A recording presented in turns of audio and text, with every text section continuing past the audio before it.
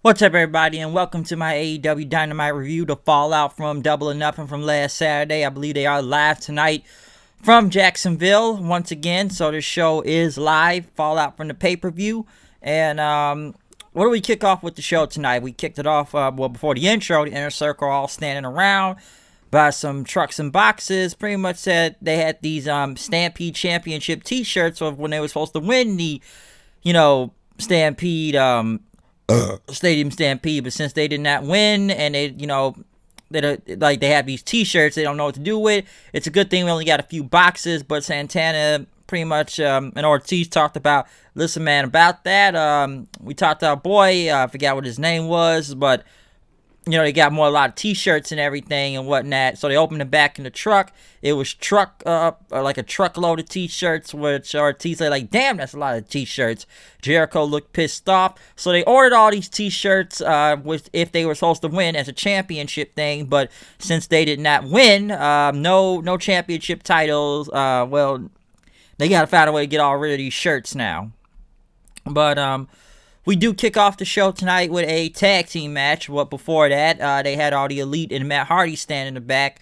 Hangman and Kenny Omega pretty much left. Guess they were going back to the hotel and whatnot. But the Young Bucks, who have not wrestled on Dynamite in a while, we're going to guess Matt, or whatever version of Matt Hardy. And so they kind of went to basically Hardy Boy Matt Hardy, but they didn't want to do that. So I think the Matt Hardy that they teamed with was the Omega promotion Matt Hardy. I thought he was cold-blooded Matt Hardy because I remember that gear back in around 2010 or 2010 Matt Hardy. 2010 Matt Hardy, because I just remember that gear very well, but I think it may have been the Omega version. They went against Private Party and Jelly Nutella. Oh, I'm sorry, not Nutella. I meant Janela. Guys, shit. But moving on from him, this match, the 6-man tag, I did not mind. I like Private Party. Okay, I like those guys. Probably ones had to carry Janela in this match. Everybody did, but. This match was okay for an opener, I will say that. I did like when Matt Hardy did his moonsault on all three of the guys in the ring, but at one point, Private Party did some dives on the Young Bucks out there. Mark Quinn couldn't get up. He was hurt. I guess his ankle or his leg was messed up. Isaiah Cassidy was going to go in and try to do the match, but he ended up getting hit with a more bang for your buck by the Young Bucks and Matt Hardy, which they all pretty much put the cover on him for the win. Pretty much right after Matt Hardy ended up helping up Matt Quinn to the back after that. But throughout this match, I remember they got thrown through the barricade, the Young Bucks and the Butcher and Baker without the Candlestick Maker, which will kind of get into the Bunny and where she is soon enough. But they came back and they attacked the Young Bucks. But then who comes up in a pickup truck driving? The Revival, or formerly known as the Revival, Dax Hardwood and Cash Wheeler, they're going by nowadays. And they came in. They looked like they were going to attack the Young Bucks, or we're just going to call them FTR right now to whatever that, what some people don't know what FTR means. It could be Fear the Revolt, that's supposed to be the name, or F the rest, fuck the Revival. It's a lot to go with the name FTR, however you want to put it. But they looked at the Bucks for a second, but they pretty much attacked the Butcher and the Blade. They started beating them up then after that. But after they were beating them up, they ended up knocking the Butcher down, and the Blade got super kicked, I remember. And they ended up hitting the Shatter Machine on the Butcher and the Blade. Pretty much the Young Bucks, they had a stare down with them. But FTR left the ring. They haven't really attacked them. I'm sure there will be a match sooner or later, but it's going to happen. Them showing up in AEW, I'm not really surprised. It was going to be a matter of time sooner or later. I know I've listened to Jericho's podcast. They said they weren't really signed with anybody, but then again, you can't really go anywhere else right now. And I'm sure they want to wrestle everywhere, honestly. FTR. I'm trying not to call them the Revival since they're not the Revival anymore. But, it's not a lot of places they can really go and work right now, okay? So, basically, you knew they were going to come to AEW soon enough and face the Young Bucks, which it hasn't been official yet, and, it's not a feud yet, but I know it's coming, so get ready for that. So I'm sure a lot of people are happy that FTR is there. But, like I said, I've listened to Jericho's podcast. They want to face everybody, basically, than AEW. So, I don't know the status of their contract or whatnot. I'm sure everybody probably are going to say that they are signed and that they are all elite, which is basically what we've seen here tonight. So, it was a matter of time till they were going to come here, okay? Would have been cool. And I'm sure they may face other teams too, but that's when this whole pandemic thing blows over, whenever that happens. Because, listen, I'm sure a lot of people, even the Revolt, have said this: they want to wrestle everybody. They want to wrestle from people from ROH, from Impact, from New Japan, from the NWA, anybody. They've named several teams. From the North, from the Briscoes, from Tanahashi and Ibushi, from GOD to whatever. There's a lot of teams out there. Okay, Strictly Business. It's a long list. The Revolt want to check. Theater Revolt want to face, but we know the Young Bucks on that list, so sooner or later this match is going to happen. So FTR make their debut tonight on AEW. But next we got Jon Moxley coming out there, pretty much showing his match from last Saturday. He was there on commentary to watch Brian Cage's match. He wanted a bird's eye view. Brian Cage had Taz with him. He beat this Lee Johnson guy, basically killing him out there, squashing him, hit him with the drill claw right after Taz got on the microphone. He talks about Moxley. Listen, man, it's good to see you again. We know you're a workhorse, but this man is a machine or whatnot, okay? He's a machine. He's going to tear your heart out of your chest, okay? And pretty much as Taz used his own line, beat him if you can, survive if he lets you. Basically, some old school Taz right there, pretty much using it on Brian Cage's catchphrases and whatnot. But he will get a title shot at Fyter Fest whenever that is. It's one thing I find strange about this with Brian Cage immediately getting a title shot right now, especially going to Fyter Fest. We have no idea where Fyter Fest is or where it will be at. I don't even know. But what gets me about this whole him going for the title right now is this. I said this about Brody Lee. Okay, so Brody Lee, the guy you just bring in the company that's been there for a month, beat up some job guys and already has a title shot. Listen, the way he lost, which, kind of keeps him strong because he never tapped out anything, but kind of odd that you still have the guy go against for the world title that early, okay, when he just got there. Even with Cage right now, it's like, yes, he did win this, that casino battle royale thing, okay? He did win that, but listen, what other way are you gonna do it?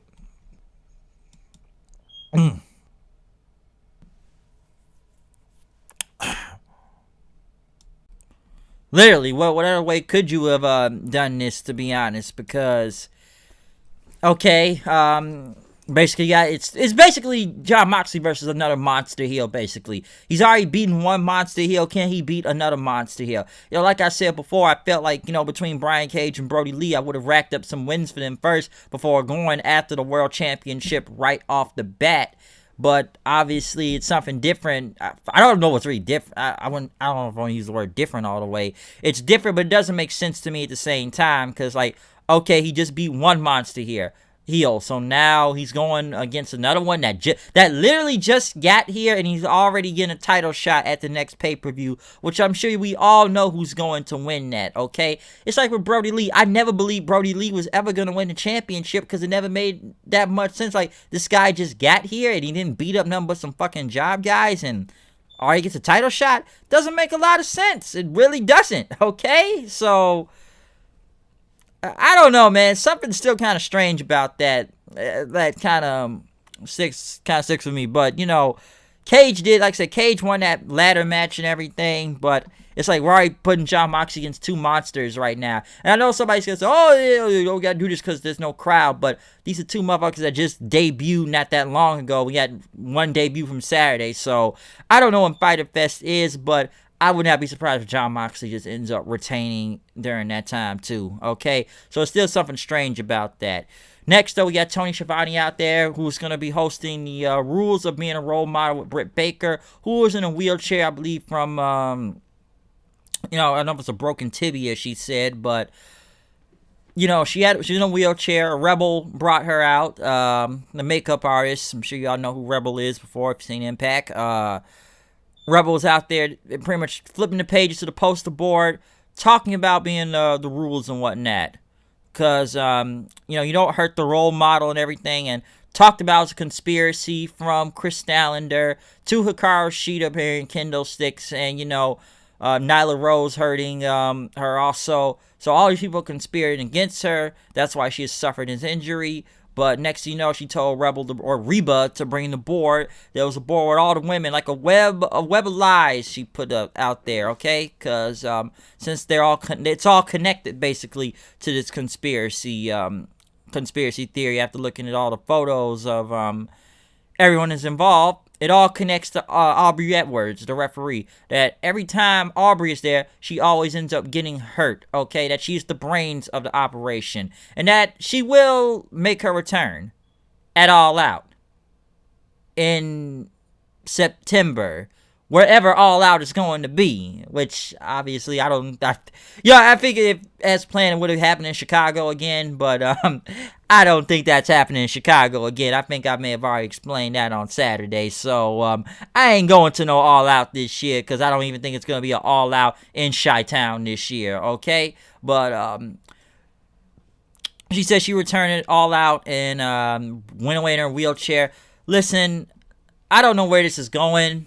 And this is one of these segments which I'm sure someone's going to say, you needed a crowd for this, which is true.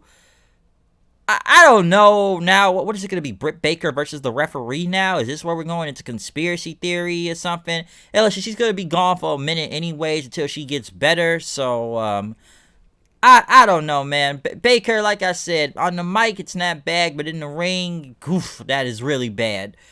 I don't know where this is going, or this whole conspiracy thing about Aubrey Edwards, the reason why she gets hurt. I don't know. Is it going to set up a match?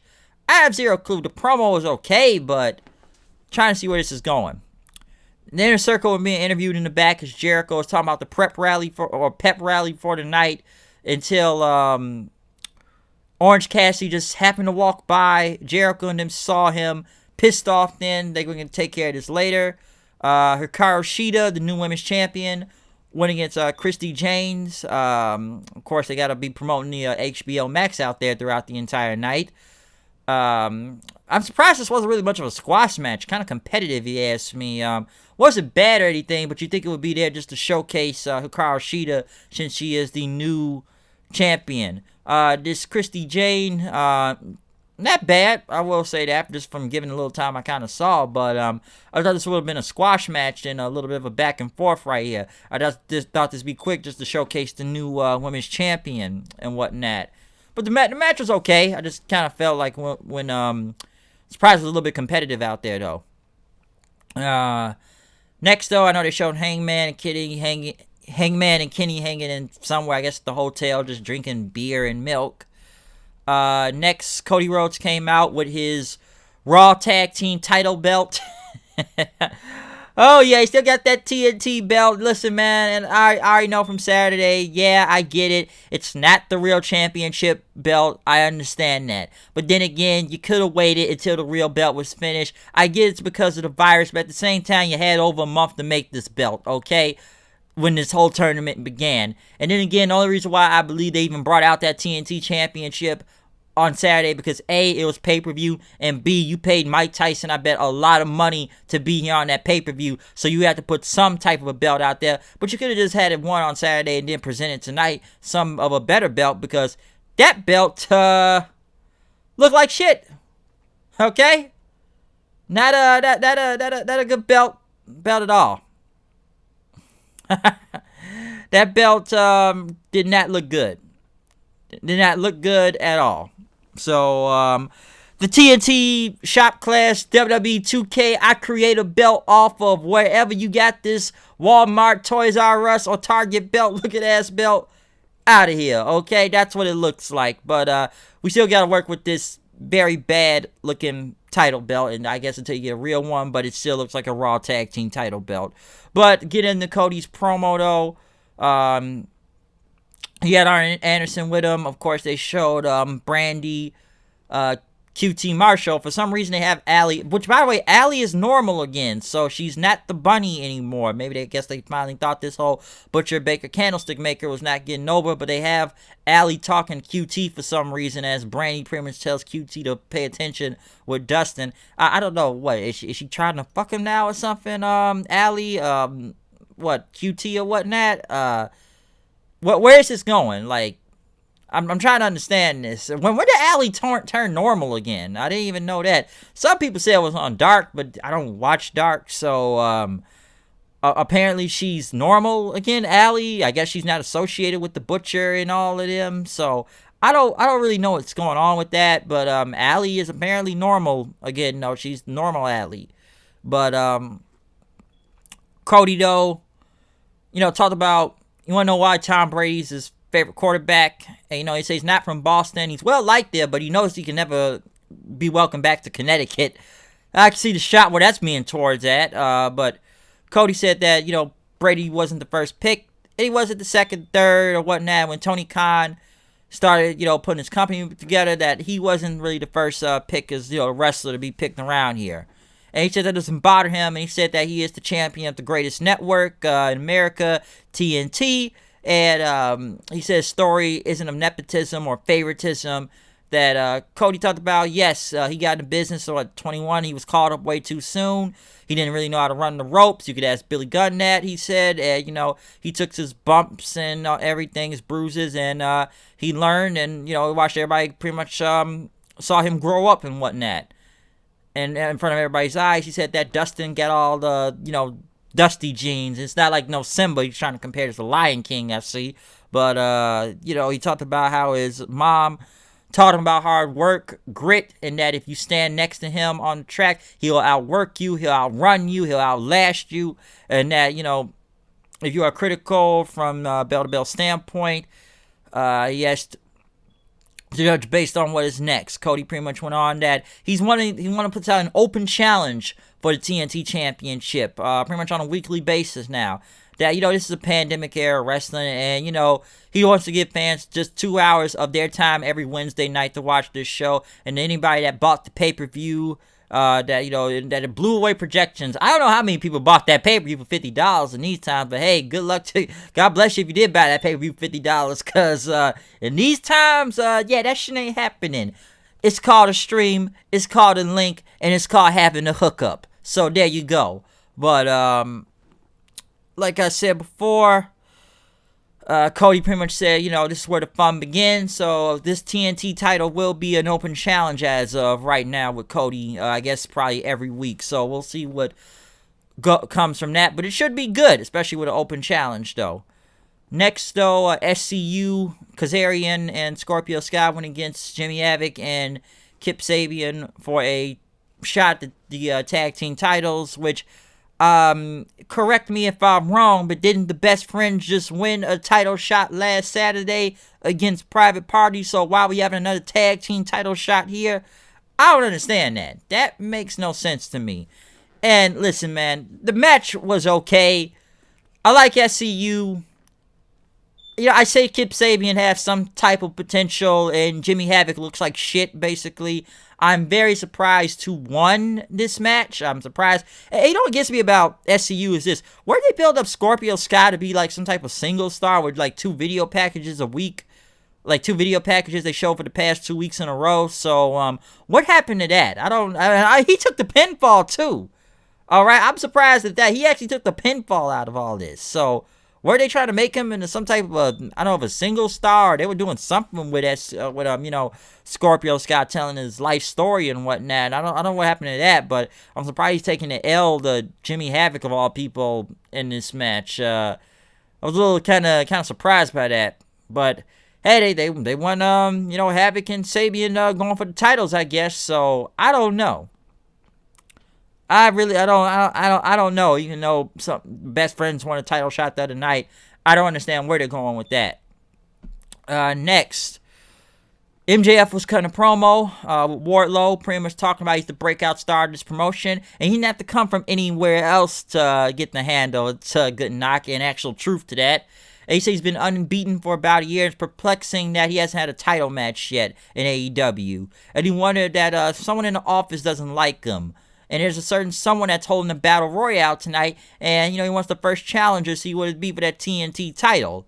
But, he wants some good competition and everything, that he's going to be in that Battle Royal. And that Wardlow will be his insurance policy. Wardlow said, but MJF said, but nothing. I almost thought is he about to turn on him or whatnot? But MJF pretty much says, hey, man, it's all good. I'm just kidding with you, okay? So, what, are they about to have them turn on each other already? I don't know what was going on with that, so I didn't understand for a second, but I don't think they're breaking them up anytime soon. Next was the Battle Royale for the TNT Championship, a shot at the title. There were people already in the ring. The person that did make the entrance was Badass Billy Gunn, who came out already in his gear, who was, he's been in ringside with his son every week, but Billy Gunn in the match, who still looks great at this, I don't even know how old this guy is, but he still almost looks the same like he did damn near 20 years ago. So, Badass Billy Gunn, man. Hey, DX, we got 2 words for you, all right? So, Billy Gunn looks great. I'm surprised he's not even in the ring more, to be honest. He still looks like the shit. He still can go. So, hey, Mr. Aster, he could still go.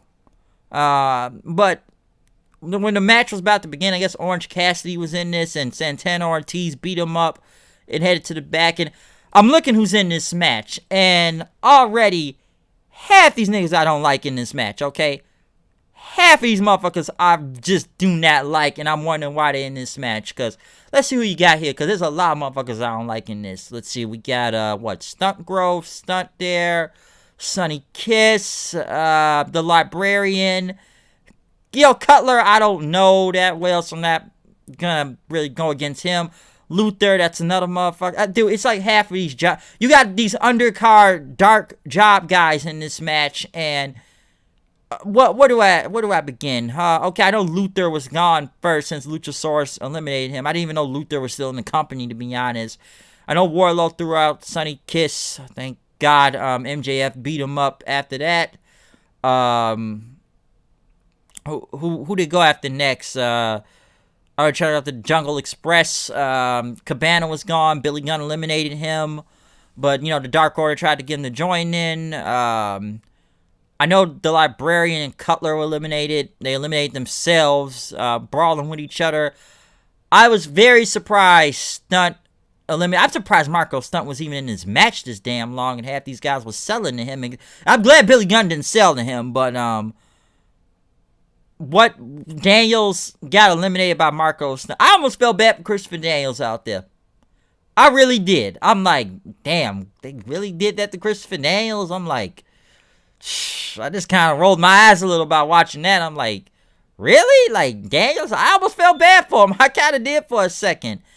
And, Wardlow ended up throwing him out of the match, which thank God he threw him out, because, man, how did he even last that long in the match? Seriously, I really want to know that. I'm like, man, why didn't nobody take him out first? Jesus Christ, come on, man. I just was kind of surprised he eliminated Chris Daniels. I almost felt bad for him. I really did. I really, really did. That Daniels got eliminated like that. That was some bullshit. But the final, 5-6 people in there were a lot of giants, I should say. Luchasaurus, Wardlow, and Billy Gunn. MJF and Jungle Boy were still in there. Luchasaurus and Wardlow started going at it. Then knock him into Billy Gunn, was about going at it with Luchasaurus. Pretty much as Luchasaurus and Billy Gunn were going at it, both guys ended up going over the top rope by MJF and Wardlow. MJF told Billy Gunn to suck it and start doing the crotch chop several times. I'm almost surprised he didn't say, we got 2 words for you. Well, you already know the lines to that, okay? Not going to go to a whole New Age Outlaw segment here, but, the final couple guys in the ring, Cassidy finally got in the ring, which he tried to mess with MJF. MJF immediately pushed him to the ground. Wardlow held him up. He was going to hit him with the diamond ring, but he ended up hitting Wardlow accidentally. He ran after Cassidy, but getting up thrown over the top rope by Jungle Boy after Cassidy dodged him. Wardlow got eliminated next. After that, Well, Cassidy and Jungle Boy eliminated him. Last final two people was Jungle Boy and Orange Cassidy. Jungle Boy ended up winning with a run of Hurricane Rana over the top rope. So good for Jungle Boy. I will say that. I like Jungle Boy. So Jungle Jack, as JR says, still sounds cool. But I guess he will face Cody for the title next week. Even though I thought this was an open challenge. I don't know what, did the open challenge not begin next week? Or maybe it begins the following week after, I guess. So I don't know when this open challenge is, but I'm like, how is he getting a title shot if it's an open challenge? So Jungle Boy will get a shot next week for Cody for the TNT title. That should be a good match. I honestly think that could, but I will say at least Jungle Boy winning makes sense. Gotta give him something after what happened in Double or Nothing. So Jungle Boy I have no problem with. Half the other motherfuckers in that match, yeah, I don't even know why they were even in contender for this title, okay? Next, though, the Inner Circle, or the pep rally for the Inner Circle came out. They had cheerleaders and Vicky Guerrero come out, doing her, "Are you kidding me?" instead of "excuse me," and yelling all the Inner Circle. Trust me, there's some people I know that do not like Vicky Guerrero a lot, and I know someone I know is watching this video has a very deep hatred for Vicky Guerrero. I know I'm not going to mention names here, but that person knows who he is. But and so it's just Vicky Guerrero doing "excuse me." I'm almost convinced she may have a job in this company. I may be convinced by that. She was there Saturday. Could be. I don't know. But the Inner Circle came out for this pep rally, and they tried to throw the t-shirts in the crowd, but it looked like a lot of guys didn't want to accept them. They all had gifts for each other from the Stadium Stampede. You know, we didn't win, but he had participation trophies for them. He gave Jericho a king of dad jokes, and Jericho said, "Listen, man, it's a pandemic going on. That's all I can find." Santana had some gifts also, for the Borica, or the, I wasn't the Borica this time, but he got that cheddar cheese for, Ortiz. He gave Sammy Guevara some type of something to heal your injuries. He says his abuela gave it to him, grandma and whatnot. Jericho said, my abuela said it's good too. Then, he gave Hager some Timbs. He had the Timbs out there, but these was the discount ones. Jake Hager looked pissed, like, you ain't gonna give me the real shit. What you give me these fake ass Timbs from the store for there? Like, from the discount store. I want no discount fake looking Timbs. And he gave Jericho a picture of Mark Anthony. Jericho said it was his hero. And then, he gave Guevara a scooter instead of some crutches. Gave Ortiz, some headphones since he couldn't hear. And, here whatnot. Hager had a gift. He had a poem talking about the Elite and whatnot. Say he would beat the hell out of them and everything. They were the biggest bitches in AEW Dynamite. Then he started talking about, "I will find you all. I will find where you live, where you sleep. I will cut your head off. I will come kill you." Jericho said, calm down. Hager was going a little bit too far with it. He got too serious into his promo. Wasn't that poem, I should say, not promo. But Guevara pretty much asked, "What did Jericho want?" And he says, "What I want is Mike Tyson's head on a platter." And he says he'll never forget what Mike Tyson did to him. January 11th, 2010, on a Monday night. For some reason, I remember that episode of Monday Night Raw very well. And if you don't know why, go back and look up the episode. Shawn Michaels, Triple H, DX versus Chris Jericho and Mike Tyson. And I remember Mike Tyson turning on Chris Jericho, knocking him in the face, because they were doing that whole celebrity guest host on Monday Night Raw every week. And I remember Jericho was on the show every week trying to get into Monday Night Raw.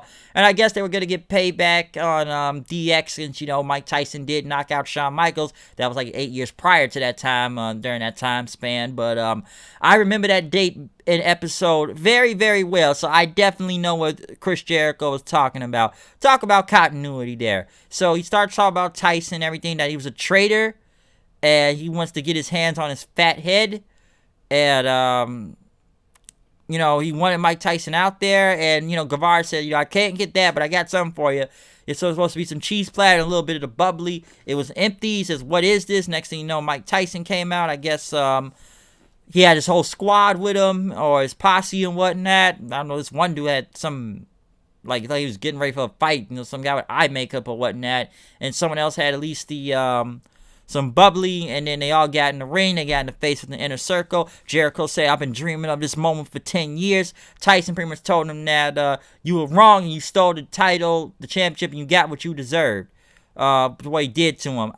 Don't even remember that even happening on that episode. What did Jericho take from him? Like, you was wrong and you stole the championship. Stole what championship? I'm trying to wonder that. What title was it? Jericho like the tag team champion with Big Show during that time, or was DX already beat them? I may have to look that back up, but I do remember that date in 2010 very, very well, though. For some reason, I still remember that date. But, yes. Jericho, like Tyson said, then Jericho said, shut up. He says, you're going to apologize and give you a chance. I'm going to knock you the hell out. Tyson ripped up his shirt then, flexing.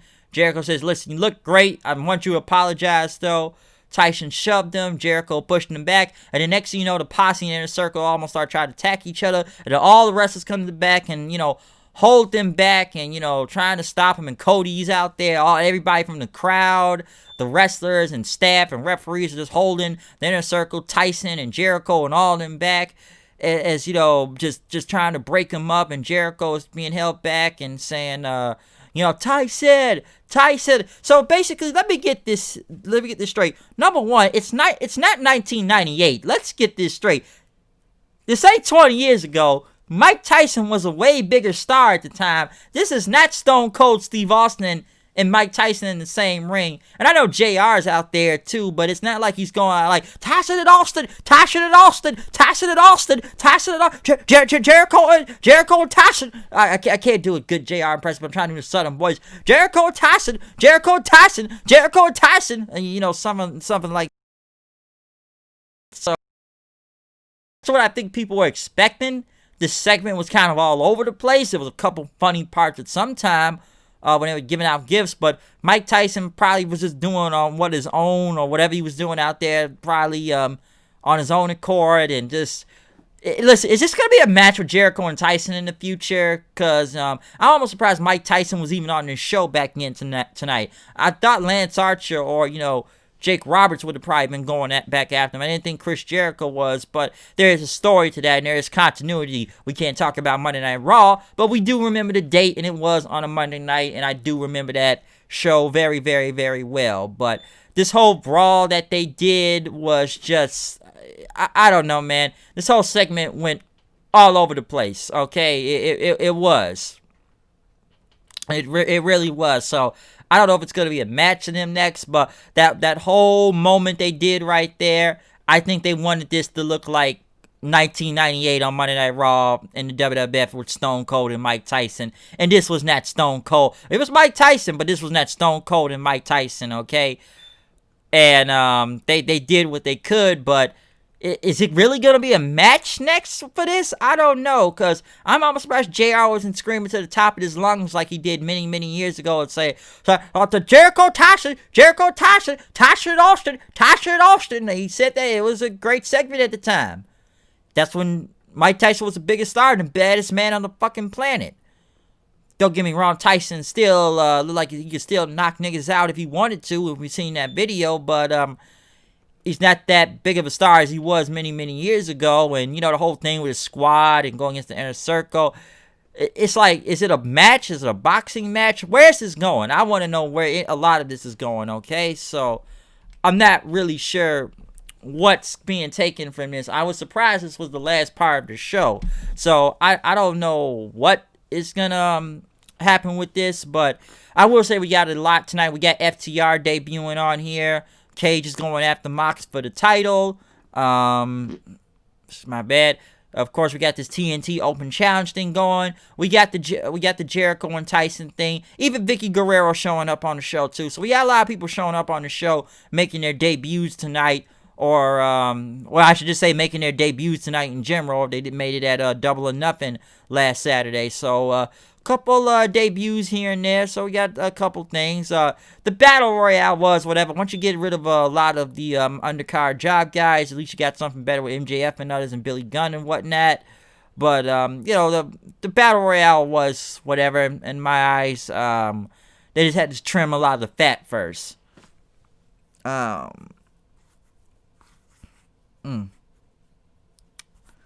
So yeah, that's what I can take from this. Anything else I'm missing off of this show? I think I've mostly gone everything I could go over in this this whole thing. So yeah, that's what I got from AEW tonight. Okay, but yeah, a lot of things going on in the aftermath of Double or Nothing. So we get to see some debuts tonight. A lot of debuts. So we did see that. Don't know when Fyter Fest is happening. Maybe it happens soon. I don't know what they're going to do Fyter Fest. 9 times out of 10, Fyter Fest will be back in Jacksonville again sometime maybe in the next coming month or two. Okay? Sometime before All Out. So we'll see what happens with this. But yeah. But other than that, I'm out here. Comment, subscribe, follow me on Twitter at HoodedKnight890. Check out any other video or review that is up online right now. And check out the audio of the Double or Nothing review that is up online right now with a good hour and 30 minutes talking about the entire show. So check that out.